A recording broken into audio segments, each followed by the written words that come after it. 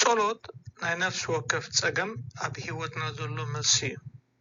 ጸሎት ምስ መለኮታዊ ጥበብ ማለት ንኩሉ ነገራት ኣብ ኩሉ ነገራት ብስርዓት ኣብ መስመር ዘእትወና እዩ ብዙሕ ግዜ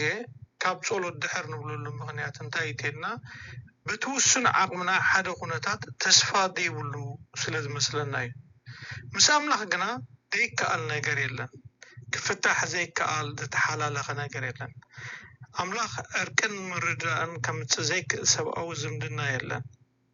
ክስገር ዘይከኣል ሱር ዝሰደደ ልምዲ የለን ክሕይል ዘይክእል ድኹም ዝኾነ ሰብ የለን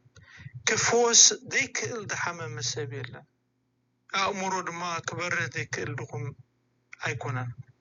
ብሓቂ ዘለና ዝኾነ ይኹን ነገር ኣብ ኣምላኽ እንተተኣማሚና ንሱ ባዕሉ ክበናን ክረድኣናን እዩ ድሕሪ ጭንቀት ኣለና ኮይኑ ምሕሳብ ኣቋሪፅና ኣብ ክንድኡ ልብና ናብ ኣምላኽ ነቕርቦ ኣብ ቅድሚ ኣምላኽ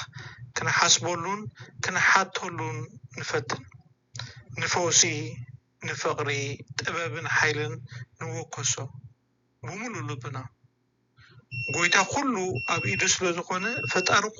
ኩሉ ዝርዮ ስለ ዝኾነ ኩሉ ክበናን ክዓርቀናን እዩ ኣሜን